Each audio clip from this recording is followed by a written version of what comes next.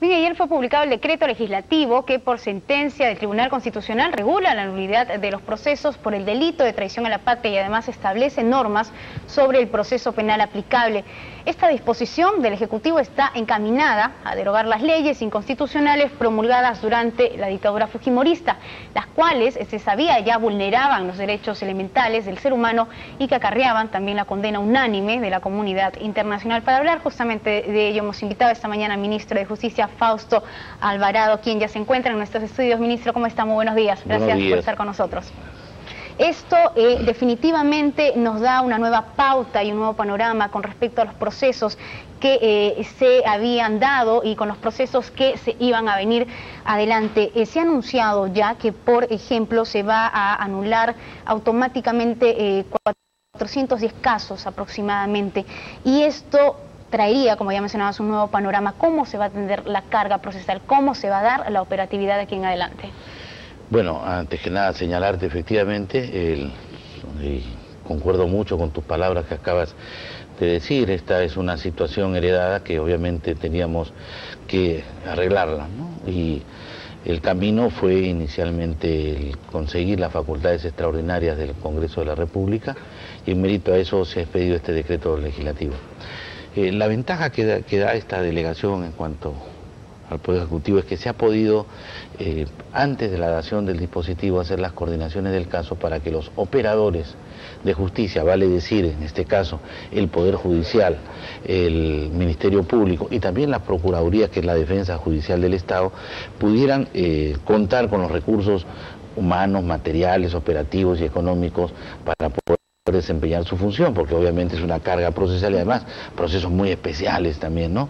Y en ese sentido, efectivamente, la comisión de alto nivel recibió a personas como el gerente del Poder Judicial, la propia fiscal de la Nación, la presidenta del Consejo Judicial de Defensa del Estado, y de tal manera de que una vez que los operadores estuvieron totalmente satisfechos y se efectuaron las coordinaciones correspondientes con el Ministerio de Economía, y además resaltar que fue el propio Poder Judicial que, una vez que se dio la sentencia del Tribunal Constitucional y que preveían que se iba a venir estas nulidades, designó 4 juzgados antiterroristas más de los que tiene, y después hizo lo propio el Ministerio Público, y de tal manera que también la Procuraduría en materia de terrorismo, que está adscrita al Ministerio del Interior, también está haciendo lo propio. Entonces no va a significar en este aspecto una improvisación ni una carga que no pueda ser manejada por los operadores de justicia. Estos 4 juzgados antiterroristas que ya se han instalado, están... En adición a los que estaban. Claro, en adición a los que ya están tomando medidas adicionales, se han implementado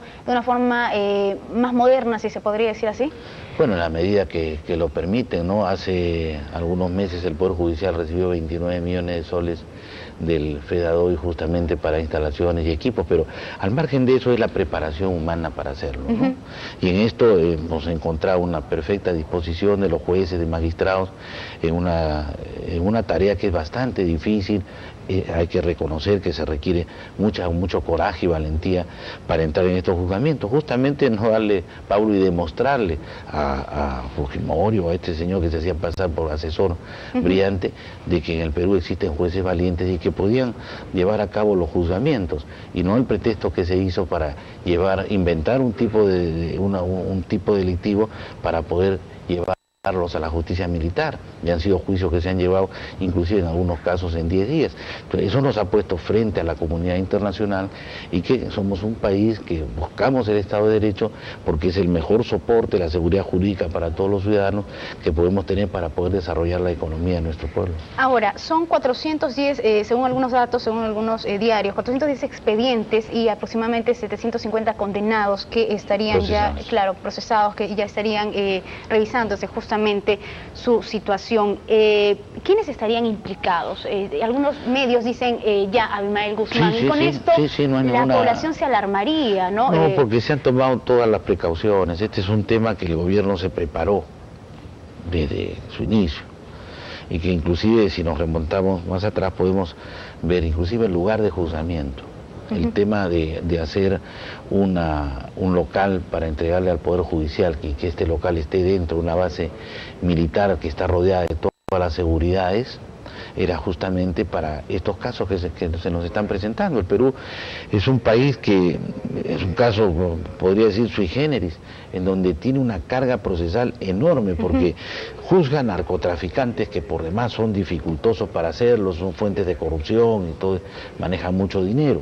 Juzga todo lo que es el tema de la corrupción, y juzga también todo lo que es el tema de terrorismo para poder adecuarse. Entonces, es una situación bastante compleja que el gobierno se ha preparado para eso, y para eso se hizo en su momento la respectiva consulta, a fin de que se pudieran hacer dentro de bases militares sedes judiciales que son entregadas al Poder Judicial, para que el Poder Judicial disponga en los casos que cree conveniente el juzgamiento en esos locales. Entonces, el tema de seguridad está absolutamente resuelto. Ahora, ¿cómo va a cambiar justamente la operatividad de los magistrados? ¿Se simplificaría el trabajo? ¿Cómo va a ser? ¿Va a ser un nuevo proceso realmente? Es un nuevo proceso, porque en el tema de los juicios estos que se siguieron en la justicia militar, toda la instrucción y el juicio oral se hizo bajo la égida de la justicia militar, que no se puede juzgar a civiles en el fuero militar. Eso está en todos los tratados, y eso lo sabía el gobierno de Fujimori. Por eso es que ellos mismos ellos mismos fueron los que en el año 97 derogaron estas normas, y a partir del 97 tanto Jueces Sin Rostro desapareció como en la justicia, en el tema de la justicia militar, aunque en el tema de la justicia militar se mantuvo, pero ya el propio gobierno de Fujimori empezó a enmendar lo que indebidamente había realizado. Lo que nos queda a nosotros, obviamente, es darle una solución definitiva, que la justicia peruana establezca, en el caso que corresponda, las sanciones, las penas, y esto sea absolutamente legal y legítimo, tener obviamente privado de su libertad a quienes cometieron actos atroces contra la seguridad del país, contra las personas y tantas vidas, y sabemos lo que nos costó. Ahora, ya se ha dicho reiteradas veces, no se va a dar la excarcelación de estas personas, pero ¿cómo podría cambiar la sentencia? No, es que hay una cuestión. La excarcelación no se va dentro del proceso de nulidad, pero al ser un nuevo proceso, corresponderá a los jueces establecerlo. Obviamente esto no es un tribunal de ajusticiamiento, son procesos judiciales, que es lo que nos legitima frente a la comunidad internacional. Ahora lo que se está haciendo es que se está proveyendo de todos los elementos necesarios conforme al dispositivo, y también en concordancia con la sentencia que hizo el Tribunal Constitucional, las pruebas que se obtuvieron en los procesos de justicia militar y que, bueno, dieron origen a que pudieran ser condenados. Esas pruebas, en tanto no hubieran sido obtenidas bajo violencia o tortura, mantienen su validez.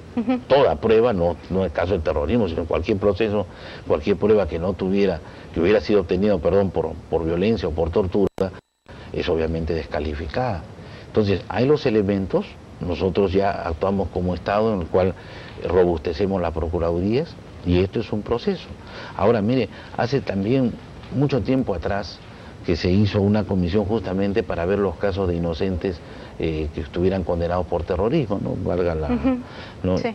Entonces ya es un proceso que se ha venido dando. Lo que estamos haciendo ya es consolidarlo y terminarlo. Institucionalizarlo. Así es. Ahora, muchas personas temen justamente que con esta nueva carga procesal, que se suma ya a la gran carga procesal, como se lo ha dicho, que tiene el Poder Judicial, pueda desatenderse otros justamente temas. Por lo que le he dicho. Porque hay instalación de 4 juzgados.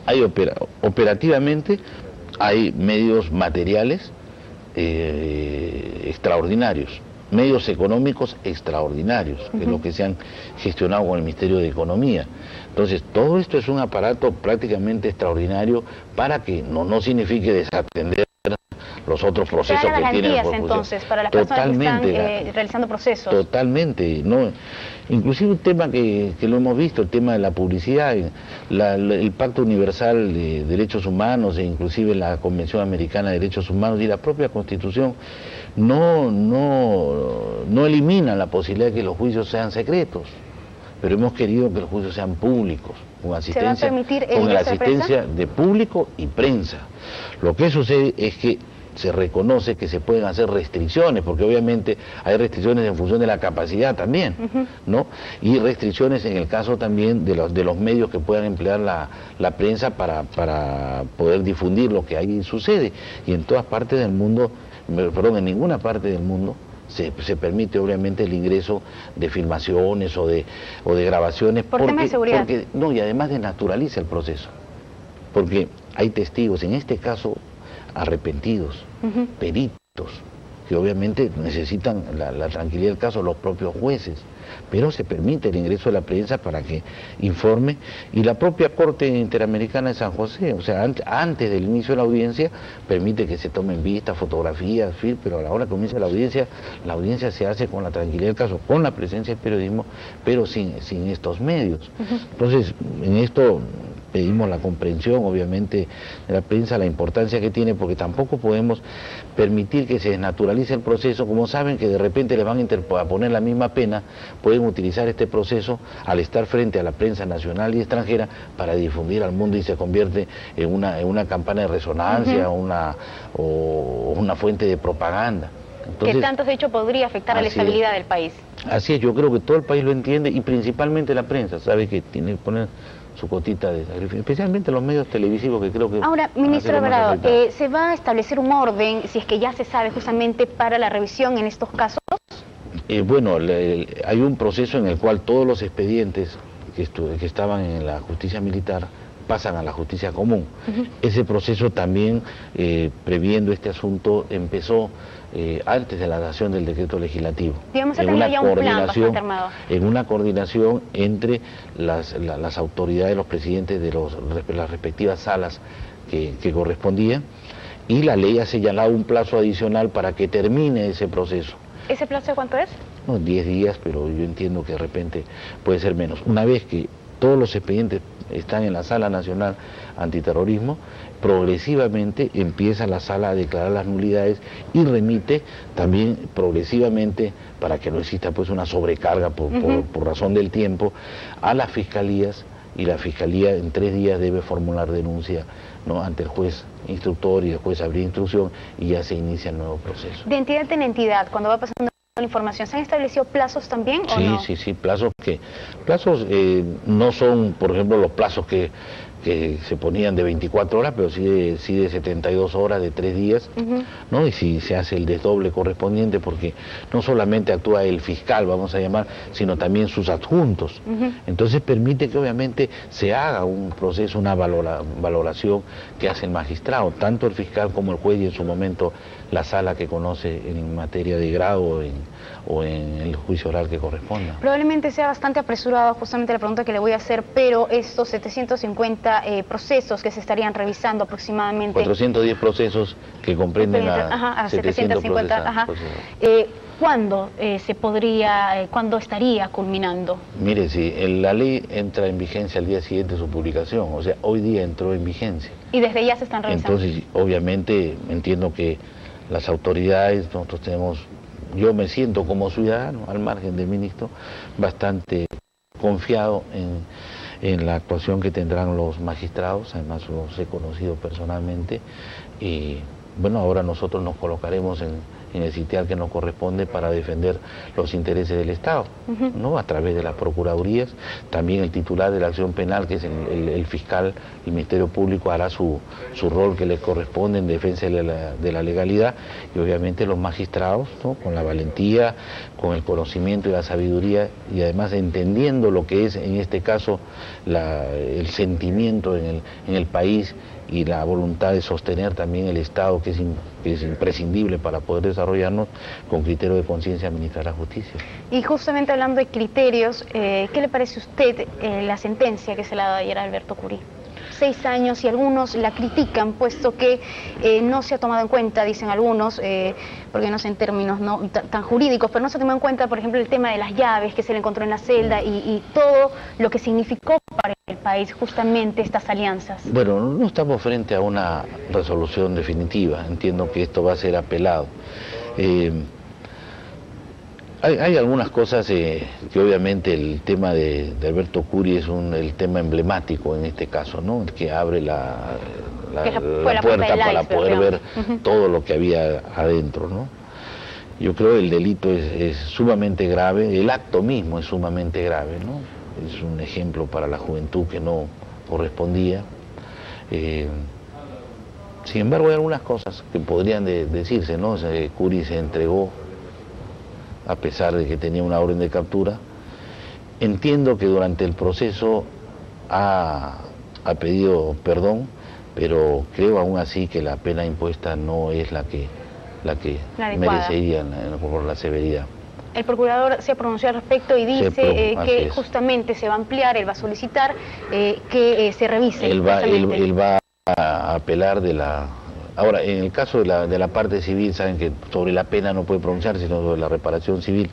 Sin embargo, hemos expresado nuestra disconformidad y esperamos que el superior jerárquico pueda establecer la condena que corresponda y después habrá que respetarla. Voy a aprovechar su presencia aquí, ministro, antes que mi director está que me apura, pero ¿qué le parece a usted nuevamente la pronunciación que hace, o el pronunciamiento que hace Vladimiro Montesinos con respecto a que no quiere, que se cambie justamente los fiscales y los magistrados que están comprometidos justamente en el proceso que se le sigue, la investigación que se le sigue? Le hablo en términos generales, dentro de la estrategia de defensa que han tenido en todos estos casos de corrupción se va a encontrar una constante: la permanente insistencia en dilatar el proceso. ¿No? Y eso tiene como finalidad obtener un beneficio que es hecho para personas que obviamente no pueden estar presas sin ser procesados durante determinado plazo.